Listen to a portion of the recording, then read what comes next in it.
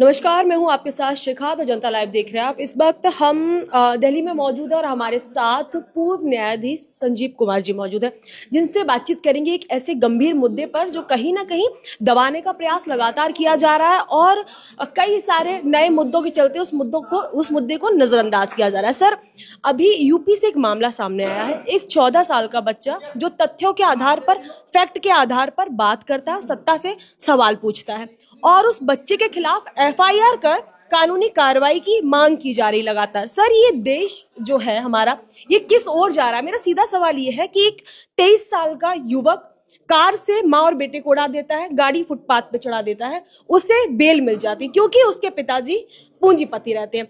एक 18 साल से थोड़ा कम 17 साल का युवक रेप कर देता है, उसे बाल सुधार विभाग भेज दिया जाता है। लेकिन एक 14 साल का बच्चा जब ज्ञान के आधार पर संविधान के अंदर रह के सत्ता से सवाल पूछता है, फैक्ट पे बात करता है, उस पर एफआईआर कर दिया। सर, कैसे देख रहे हैं इस पूरे मामले को आप? देखिए, ऐसा एफआईआर पूरी तरीके से इलीगल एफआईआर है, नंबर 1। दूसरी बात ये है कि सरकार इसका मतलब ये बताना चाहती है कि हम साइंटिफिक टेम्पर को, हम जो है इस देश में तर्क को और साइंटिफिक टेम्पर को हम खत्म करना चाहते हैं, उसको बढ़ावा देना चाहते हैं। जबकि हर व्यक्ति की फंडामेंटल ड्यूटी बनती है संविधान के अकॉर्डिंगली 51 आर्टिकल में लिखा हुआ है कि वो साइंटिफिक टेम्पर को बढ़ाने की कोशिश करेगा। तो उस बच्चे ने अपने उसी अधिकार का, ड्यूटी का इस्तेमाल करते हुए काम किया हुआ है। आप एक बात मैं बता दूं आपको कि जब से भारतीय जनता पार्टी सरकार आई है तब से उसका ड्यूटी पे बहुत जोर है, मतलब राइट्स में नहीं, मैं संविधान में फंडामेंटल ड्यूटी और फंडामेंटल राइट्स, तो वो कह रहे हैं। अब दिखाओगे यहाँ पे दिल्ली में दिखाओ ना, कर्तव्य पथ, जी। वो राइट पथ नहीं है, कर्तव्य ड्यूटी पथ। तो वो जो है उनका ड्यूटी पे विशेष जोर है कि लोग अपने अधिकार की बात तो बहुत करते हैं, अपनी ड्यूटी नहीं निभाते हैं। तो आर्टिकल 51A के तहत फंडामेंटल ड्यूटी का एक पार्ट है हर व्यक्ति का कि वो साइंटिफिक टेम्परेचर को प्रमोट करने की कोशिश करेगा। उस बच्चे ने अपनी इसी ड्यूटी का इस्तेमाल किया तो उसके लिए एफआईआर हो जाती है। आप देखिए, इनके जो है इस तरीके से ये दो मुंह के लोग इस तरह के होते हैं कि वो डबल स्टैंडर्ड रखते हैं, कहते कुछ है और करते कुछ है। जब उन्हें लगा कि ये हमारे इस पाखंड को दूर खत्म करने की कोशिश हो रही है इस बच्चे के द्वारा, यही बच्चा आगे बढ़ा होगा तो और अपने विचार को फैलाएगा, आगे बढ़ेंगे, तो इससे पाखंड, हमारा धार्मिक अंधविश्वास को बढ़ावा देने की कोशिश पूरी हमेशा भारतीय जनता पार्टी टिकी पाखंड पर है।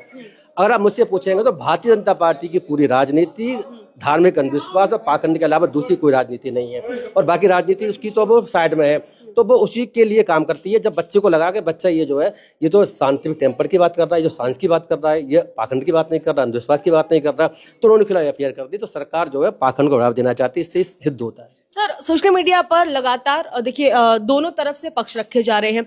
सोशल मीडिया पे ये सवाल लगातार उठ रहा है इस वक्त और यूथ के द्वारा पूछा जा रहा है कि एक और बच्चा है 11 साल का अभिनव अरोरा, वो कृत्य करते हैं, वो तमाम चीजें करते हैं सोशल मीडिया पर। तमाम पत्रकार भी इस बात को कह रहे हैं कि वो भगवान बनते हैं, कहीं किसी का रूप लेते हैं, राधे राधे कह के उनके जैसे तमाम बच्चे स्कूल में घुस जाते हैं। लेकिन जो बच्चा साइंस की बात कर रहा है, जो बच्चा ज्ञान की बात कर रहा है, उसको सरकार सम्मानित नहीं करती है, लेकिन अभिनव अरोरा को सरकार के द्वारा पुरस्कार दिए जाते हैं। तो ये आप मतलब किस हद तक भक्ति ठीक है, पर अंधभक्ति की ओर किस तरफ मतलब प्रमोट ज्यादा किया जा रहा है, यूथ को किस तरीके से भटकाया जा रहा है? ये मैडम जो आपने बताया ना कि उनको अंधभक्ति वालों लोगों को, जो धार्मिक बात कर रहे हैं, उनको पुरस्कार दिया जा रहा है, एक बच्चे की एफआईआर हो रही है, तो ये हिंदू राष्ट्र की तरफ देश बढ़ रहा है, हिंदू राष्ट्र की तरफ देश बढ़ रहा है। नंबर 1 पहले बात तो ये है, ये तो लोग चाहते यही है कि बच्चे या बुजुर्ग या यंग कोई भी हो, वो तार्किक बात ना करें, साइंस की बात ना करें।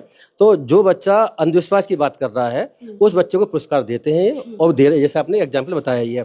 इस बच्चे ने तार्किक बात करी, साइंस की बात करी, तो खिलाफ एफआईआर कर ली गई, जिससे कि डराने की कोशिश है कोई भी साइंस की बात ना करे, वो खाली जो है गाय गोबर इस तरह की बात करता रहे। कानून के दायरे में किस हद तक ये सही है 14 साल के बच्चे पर कार्रवाई? देखिए ऐसा है, कानून के तहत अगर आप देखें तो हमारे कानून में 7 साल तक के बच्चे द्वारा कोई अपराध नहीं किया जा सकता। 7 साल बच्चा मर्डर भी कर देता, मर्डर नहीं माना जाता, नंबर 1। 7 साल से ऊपर 12 साल तक की अलग कैटेगरी है। उसमें ये होता है कि अगर बच्चा अपने बात थोड़ा समझता है अपने एक्ट को, तब उसमें एफआईआर हो सकती है, नहीं उसका भी एक्ट छम है पूरी तरीके से हमारे लॉ के अकॉर्डिंगली। उसके बाद अगला आता है 12 साल से ऊपर और जो 18 साल तक के बीच में आ रहा है, इसको हम माइनर एक्ट के बोलते हैं। तो उसके लिए लॉ ये कि उसमें अगर वो सीरियस अपराध नहीं है तो उसको खाली जेल में नहीं डाला सकता, उसके लिए एफआईआर नो, दूसरी तरह की एफआईआर होती है, और उसको अरेस्ट भी नहीं किया जा सकता, उसको खाली डिटेन किया जा सकता है और उसको सजा के लिए जेल में डाला जा सकता है। ये उसको प्रोटेक्शन मिला हुआ है। अब मोदी जी ने पिछले कुछ समय पहले एक लॉ पास कर दिया जिसमें अब ये चेंज कर दिया है कि ग्रीवेंस ऑफेंस करता है बहुत गंभीर, जैसे रेप मर्डर टाइप के, तो उन 16 से 18 साल के बीच के बच्चा है, ये बच्चा 14 साल से नीचे आता है तो उनके लिए ट्रायल चल सकता है, जो कि बड़ों का चलता है तो वहाँ उन उम्र की सजा भी हो सकती है। तो ये 14 साल के बच्ची जहाँ तक लीगली पोजीशन है तो ये अपराध कर सकता है, ये तो बात ठीक है, लेकिन इसमें देखना पड़ेगा मेंटल स्थिति इसकी किस टाइप की है, क्या वो अपराध करने की पोजीशन में है भी है कि नहीं है। अगर वो, क्योंकि उसकी उम्र 16 से नीचे आ रही है, 14 साल तो बहुत मान्य होता है, तो इसलिए मुझे लगता है कि सरकार को, जो यूपी गवर्नमेंट, तो देखो मैं उससे क्या उम्मीद करूं, तो यूपी गवर्नमेंट की तो बात है तो वो तो कुछ भी कर सकते हैं, वो तो आप उसकी बात ही डिफरेंट हो, संविधान कानून को बिल्कुल नहीं मानती, बीजेपी की सारी सरकारें नहीं मानती और यूपी गवर्नमेंट तो बिल्कुल भी नहीं मानती। तो इन्होंने जो एफआईआर की है वो अब उनका जैसा का वो करना चाहते हैं उसको अपने साथ सही किया उन्होंने। सर वीडियो सामने आई है जिसमें देवव्रत महज रेखे करके जो है उन्होंने यजुर्वेद के 2000 श्लोक याद किए और उनको मुख्यमंत्री के द्वारा, पीएम मोदी के द्वारा पुरस्कार दिए गए, प्रोत्साहित किया गया।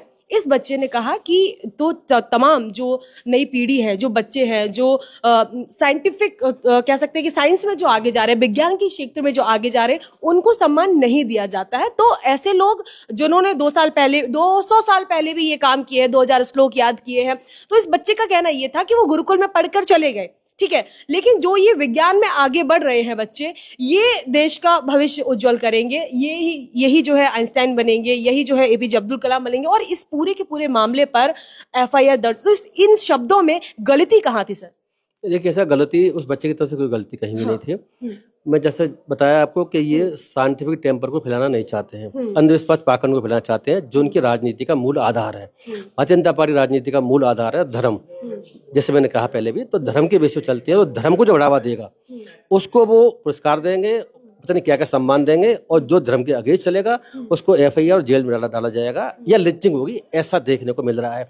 तो ये जो भारतीय जनता पार्टी सरकार है वो ऐसी करती चली आ रही है। इस पर जनता पार्टी सरकार से इसके अलावा कोई उम्मीद नहीं किया सकती। और दूसरा मैं एक बात बताना चाहता, भूल गया, आप आगे पूछिए। सर यूपी से अभी तस्वीरें सामने आई बिजनौर से, जैसे कि अभी हमने अंधविश्वास की बात की, विज्ञान की बात की, भक्ति की बात की, बिजनौर से तस्वीरें सामने आई। एक कुत्ता रहता है, बूढ़ा हो जाता है और उसको न्यूरोलॉजिकल डिसऑर्डर हो जाता है। कहते हैं जब बूढ़ा हो जाता है तो उसे दिशाएं नहीं दिखती है, तो वो कुत्ता मंदिर में हनुमान जी के चक्कर लगाता है। अब लोग उस कुत्ते, हनुमान जी को छोड़ के उस कुत्ते की पूजा करने लगे और कहने लगे कि जो देव हैं वो धरती पर उतर आए हैं।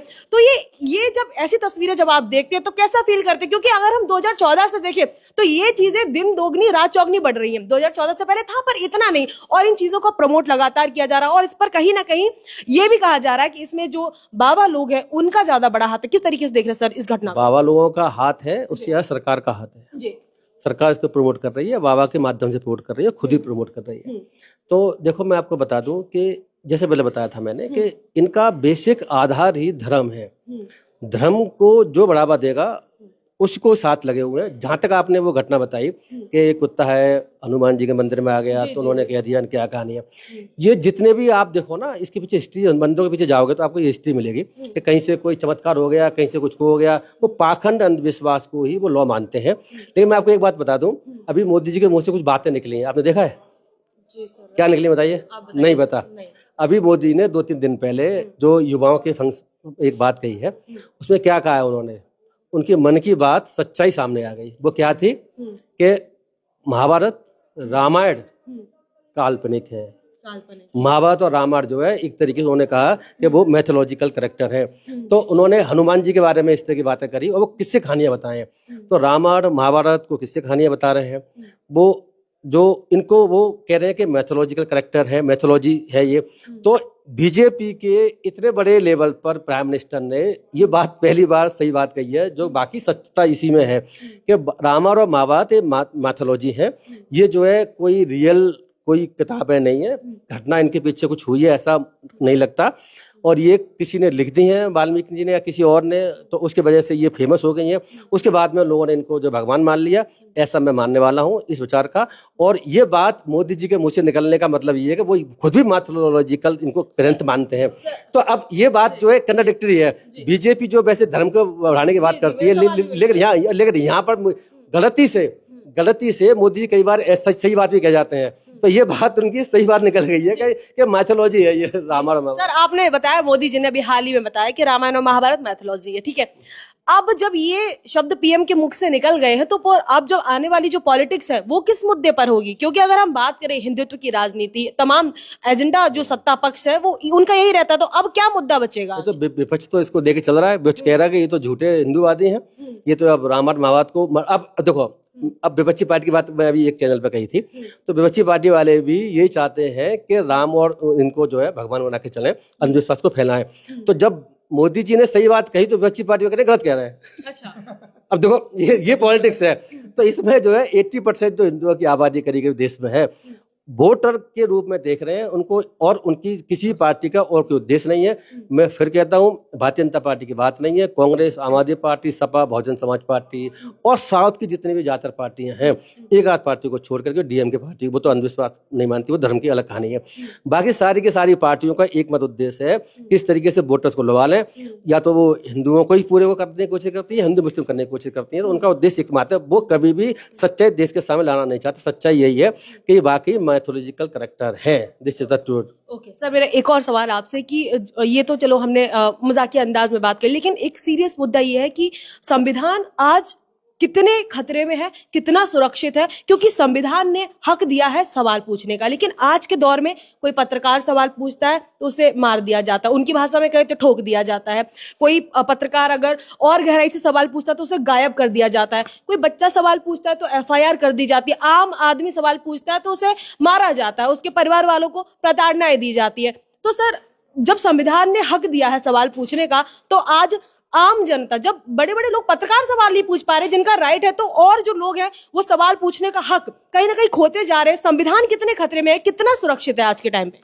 देखिए मैडम, मैं ऐसा कह सकता हूँ कि संविधान को अगर मैं परसेंटेज में आंकूं कितना संविधान बचा हुआ है, मैं कह सकता हूँ 50% ज्यादा संविधान को लागू नहीं कर रहे। 50% ज्यादा संविधान को रद्दी की टोकरी में फेंका हुआ है, और बस 50% के आसपास सिर्फ संविधान बचा हुआ है, जिसको ये थोड़ा बहुत अपने लाभ के लिए मानते हैं। इलेक्शन में, स्पीच और एक्सप्रेशन के राइट में, जुडिशरी में, हर चीज में ये संविधान को बिल्कुल भी नहीं मान रही, और खुल के इस बात को कहते भी हैं। तो संविधान मेरे हिसाब से, मैं फिर दोबारा रिपीट करता हूँ चैनल के माध्यम से, मेरी राय में, मुझे अपना अधिकार है इस अब राय बनाने का संविधान के अकॉर्डिंगली, मैं संविधान के अधिकार का इस्तेमाल करके कह रहा हूँ इस बात को कि 50% से ज्यादा संविधान इन्होंने पूरी तरीके से खत्म कर दिया है, बिना खत्म किए हुए, बिना अमेंडमेंट किए हुए। अमेंडमेंट करके भी खत्म कर दिया है। जैसे रिजर्वेशन का आधार जो हमेशा बैकवर्डनेस एंड डिसेबिलिटी रहा, इन्होंने वो इकोनॉमिक आधार कर दिया, जो पहले कभी भी नहीं था। इसी तरीके से जीएसटी वाला कंसेप्ट मैं बताऊँ, GST is also unconstitutional. GST concept क्या है? जीएसटी मोदी जी लेकर गए, दुनिया का ड्रामा उन्होंने किया। जीएसटी के तहत उन्होंने एक एजेंसी को, भारत सरकार जिसकी मेन थी, उसको अधिकार दे दिया टैक्स का। टैक्स उगाही का अधिकार हमेशा जो है राज्य सरकारों के पास था, इसलिए संविधान में संशोधन करना पड़ा। और राज्य सरकारों की इन्होंने जो है, राज्य सरकार इनकी बातों को समझ नहीं पाए कि भारत सरकार किस तरीके से पंगु बनाना चाहती है। तो जीएसटी का एक्ट लेकर के आए हैं, जो पूरे देश में एक जैसा लगता है, ये अनकॉन्स्टिट्यूशनल है। मैं आपको बता रहा हूँ, इन्होंने कॉन्स्टिट्यूशन बनाने के लिए संविधान संशोधन कर रखा था। ऐसे बहुत से संविधान संशोधन कर दिए हैं जिससे कि संविधान की मूल भावना खत्म हो चुकी है। तो संविधान आज के समय लागू नहीं कर रहे हैं। कोई भी स्पीच फ्री स्पीच बोलेगा, कोई भी जो है बीजेपी के खिलाफ कुछ कहेगा, तो उसके खिलाफ सारी एजेंसियां आपको देख रही हैं, उसके पीछे पड़ जाती हैं, उसकी लिंचिंग भी हो जाती है। एफआईआर तो छोटी सी बात है ना, बिना किसी कानून के पालन किए हुए उसको जेल भेज देते हैं। जबकि मैं बता दूं, 7 साल से नीचे पनिशमेंट होता है, वहां में जेल भेजने का लॉ अदरवाइज जनरली नहीं है। लेकिन ये इस बात को लॉ को बिल्कुल नहीं मानते हैं। आंख बंद करके लॉ को अपनी जागीर समझ रहे हैं, हम जैसा इस्तेमाल कर लें। तो संविधान की स्थिति आगे समय बहुत बुरी स्थिति में है, बहुत बुरी स्थिति में। चलिए सर, बहुत बहुत धन्यवाद अपने विचार हमसे शेयर करने के लिए। फिलहाल इस वीडियो में इतना ही, मिलते हैं फिर किसी और वीडियो में। तब तक के लिए मुझे दीजिए इजाजत। बहुत बहुत धन्यवाद और देखते रहिए the Janata live. Thank you.